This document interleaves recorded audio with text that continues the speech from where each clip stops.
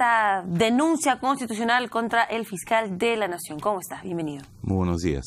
Bueno, primero, ¿cuál es su impresión sobre, digamos, estaba citado el fiscal de la Nación para el día de ayer para poder responder algunas acusaciones, algunos vínculos con los cuellos blancos del puerto y no acudió a la citación?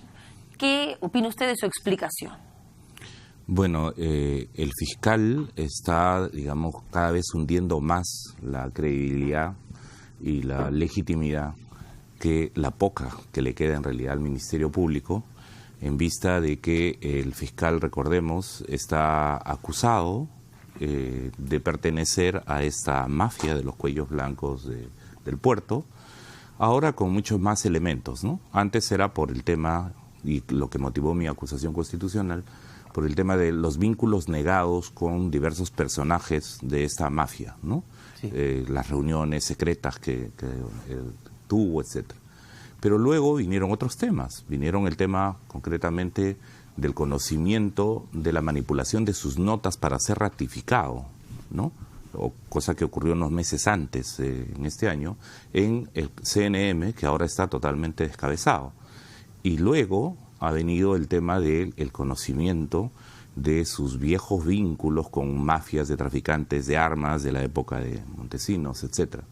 Entonces, por eso es que todo este andamiaje que está lastrando al Ministerio Público y que está, además, perjudicando la labor y la transparencia con la que debe llevarse estas investigaciones, han llevado a que el Frente Amplio presentara esta acusación constitucional, a que además el congresista Gino Costa presentara una segunda acusación constitucional, ha llevado a que el presidente de la República le pida que se aparte del cargo, llevó a 2 reuniones de la Junta de Fiscales para revisar su caso. Lamentablemente, como son 5 votos, y de esos 5 votos él tiene 2 de otros 2 fiscales que están también comprometidos en los audios con los miembros de la mafia de los cuellos blancos, y su voto, 3, con esos 3 se queda. Por eso pedimos que ahora, y hemos presentado un proyecto de ley, se reorganice, se declare en emergencia todo el Ministerio Público. Pero ¿cómo calificaría su ausencia ayer? Estaba citado, dijo que iba a viajar, al final no viajó. No sé si para usted esto es un desplante o una falta de respeto a la propia investidura del Congreso. Yo creo que más bien es la pérdida de brújula total.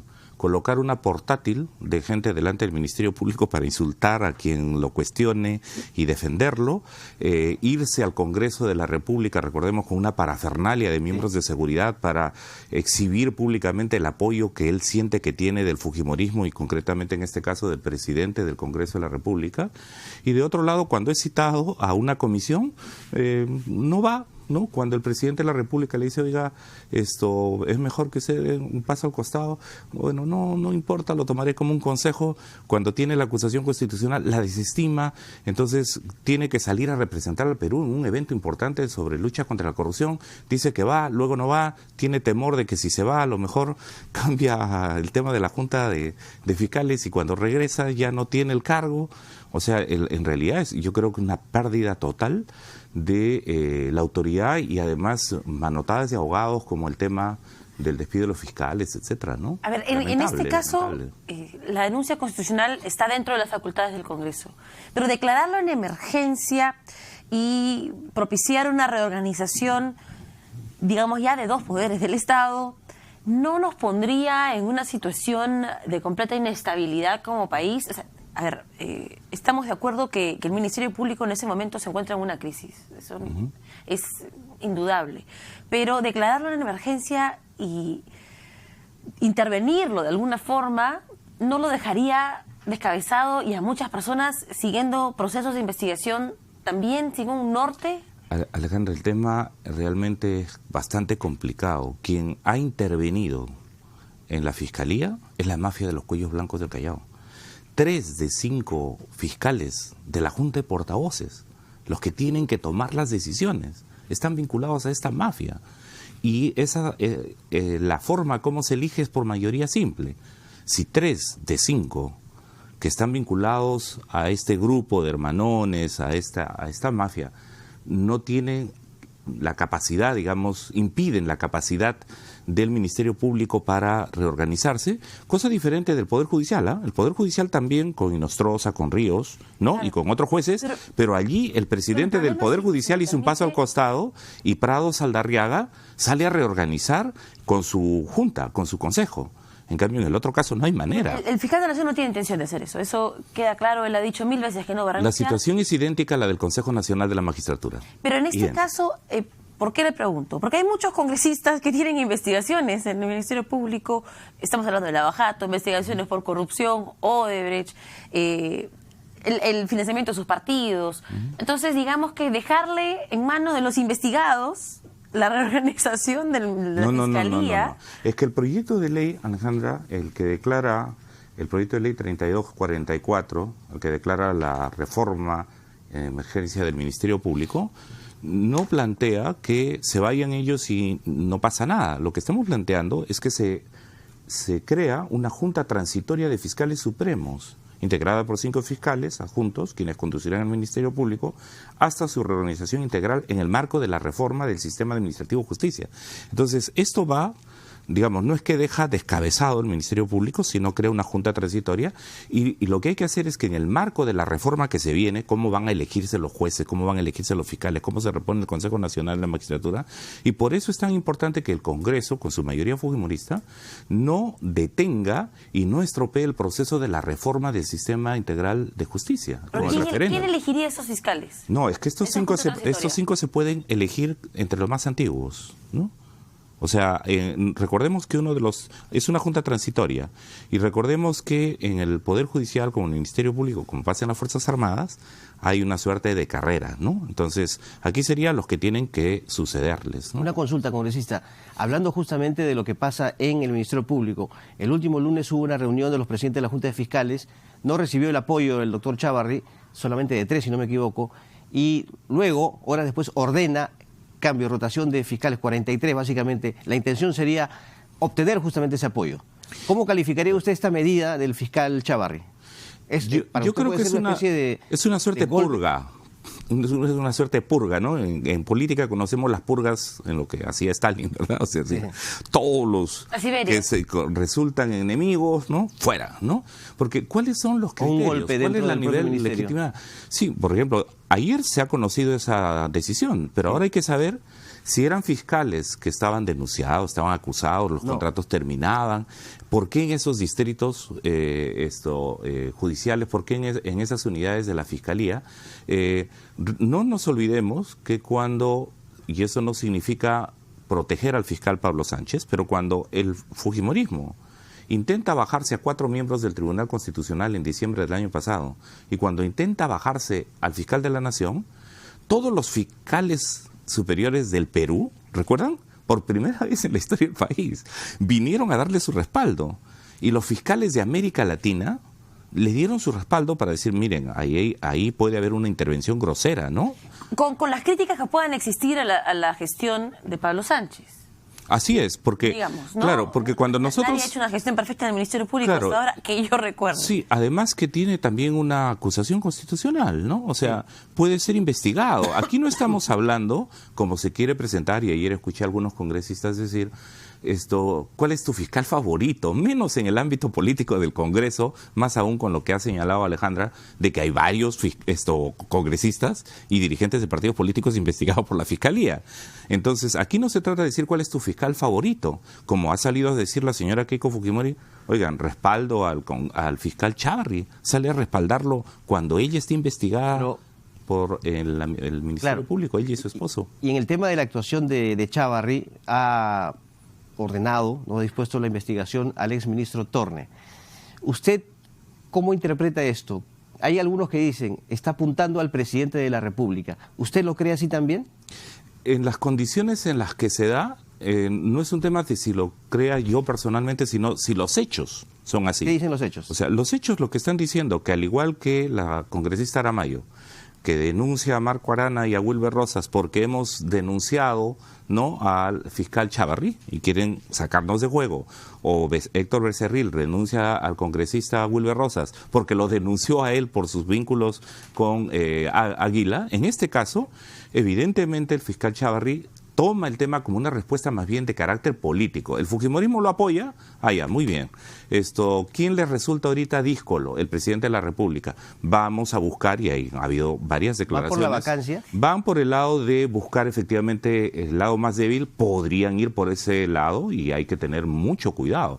O sea, no porque Torne y Yufra no deban ser investigados. Claro. Para nosotros deben ser investigados. El tema de la venta de votos y la compra-venta de votos para exculpar a PPK en diciembre, está claro que tiene que ser investigado.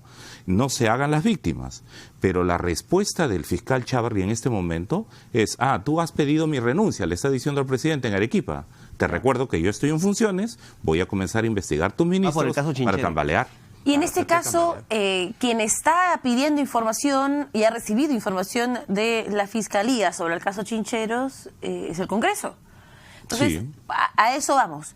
No, mencionábamos con Carlos hace unos minutos en el programa que no se le puede volver a investigar porque el fiscal de la Nación anterior determinó que no había lugar para la investigación a Vizcarra en el caso Chincheros. Pero eso no quiere decir que se investigue en el Congreso y que eso pueda propiciar una vacancia. Incluso en el mismo Ministerio Público, porque si hay nuevos aportes, ¿no?, evidencias nuevas, sí puede. Sí, sí, pero digamos, yo creo que eso sería terrible en el sentido de que el Congreso, en vez de mostrar que su capacidad de fiscalización y de control político se usa para el buen gobierno, lo que se usa es para esta contienda entre una mafia vinculada al narcotráfico, que infiltró la Corte del Callao, infiltró el Consejo Nacional de Magistratura, ha infiltrado ciertas esferas del Poder Judicial y de la Fiscalía Pública, con el apoyo del fujimorismo en el Congreso, quieran hacerse del país. Y eso es inaceptable. Nosotros somos oposición al gobierno y nosotros hemos planteado la vacancia a PPK. Nosotros no vamos a, en este caso, hacernos de la vista de lado frente a cualquier acto de corrupción que hubiera, incluso si estos tocan al presidente Vizcarra. Pero una cosa es una lucha frontal contra la corrupción y otra cosa es que una mafia, usando argumentos políticos, usando los vacíos de poder y las faltas y las normas que tenemos en este momento. Recuerden que es más fácil fue defenestrar a un presidente que mover a Inostroza, por ejemplo. Hay un vacío ahí, ¿no? Entonces, ahora tenemos que ir a la reforma. Vamos a verlo en los siguientes términos. Hemos planteado nosotros una metodología y unos plazos para el tema de los dictámenes, para la reforma político-electoral y para la reforma del sistema de justicia. ¿El fujimorismo los va a respetar? Hasta ahora ha dado muestra que no los va a respetar. Y si no lo respeta el fujimorismo, ¿usted cree que el presidente debe ir por el lado de la cuestión de confianza? Mira, dado que el presidente está actuando de cara a que no le quedan otras opciones, la verdad es que si el fujimorismo entorpece una vez más la reforma del sistema político electoral, porque ya lo entorpeció una vez, durante todo año y medio, sí. Si en ese momento el fujimorismo decide entorpecer la reforma del sistema político electoral y el sistema de administración de justicia, debería ser el voto de confianza. Y por eso a nosotros como Frente Amplio nos extraña que el presidente, dando un paso atrás, sale a decir que va a salir a recoger firmas. O sea, recoger firmas, que él va a salir a recoger firmas ¿con qué aparato político? ¿Con la clientela de los programas sociales? ¿Con qué aparato va a salir a recoger? ¿Cuánto tiempo va a demorar recoger firmas? Por Dios, el presidente de la República tiene otros mecanismos. Y eso, para nosotros, lo que implicaría en realidad es que haga un voto de confianza, ¿no? Y aquí queremos que no hay que tener concesiones. Empecemos a leer, los mensajes se esconden detrás de las palabras de los políticos, ¿no? Y si nosotros escuchamos el mensaje de Fuerza Popular, es claro, no se están enfocando en lo importante, o se están enfocando en lo importante y no en lo urgente, en referencia a la reforma política, señalando pues que para ellos no es prioridad el referéndum. Eso lo han dicho clarísimo.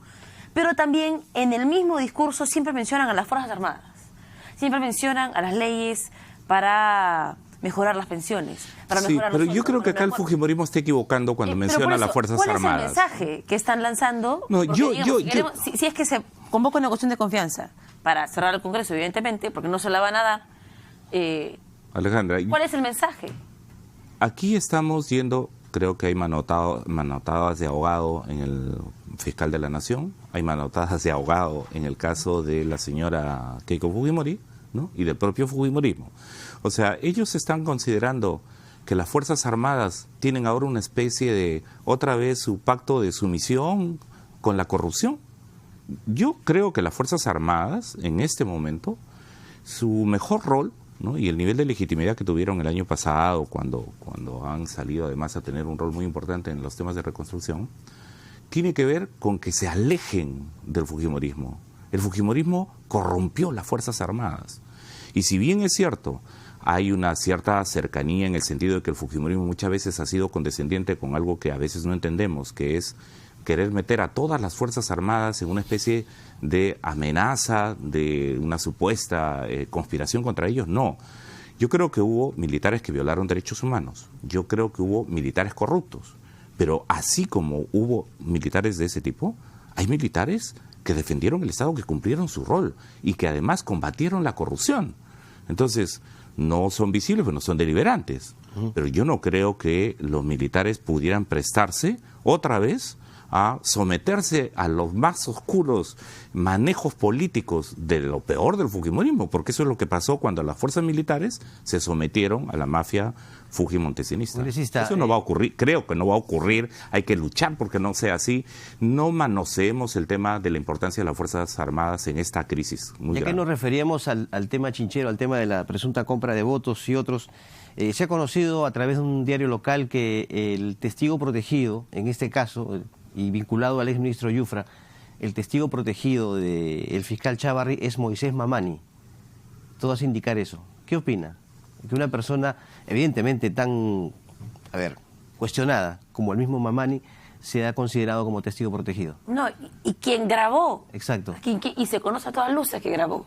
Bueno, no nos olvidemos que todos sabemos que los videos que se filtraron a los medios fueron manipulados y que la Fiscalía hizo peritaje de los videos originales. Tiene la Fiscalía los videos originales y por tanto hay muchas cosas más en las que Mamani querría buscar quedar exonerado de las responsabilidades penales que tiene. Si es así, estaría buscando la colaboración eficaz, efectivamente, para salvarse de eso, cuando hay otras denuncias muy graves sobre el tema de lavado de activos, etcétera, etcétera. Entonces, quiere tener un pacto de impunidad más que de colaboración eficaz. Si es Chávarri, todo indica que es un pacto de impunidad, porque no nos olvidemos que el fiscal Chávarri es el principal operador político del fujimorismo dentro del Ministerio Público. Entonces, cuidado, todo acto, lamentablemente, y yo no estoy diciendo que Chávarri, ninguna de las cosas que haga sea buena, ¿no? La unificación de las dos fiscalías, en fin. Pero los actos que está cometiendo en relación a sus claras señales y vinculaciones políticas con el fujimorismo y con la mafia de los cuellos blancos, hacen pues que actos como estos, si él le da la colaboración eficaz a Mamani, ¿qué está queriendo encubrir? Está queriendo en realidad un pacto de impunidad. Cuidado, no significa que Mamani no pueda convertirse en colaborador eficaz.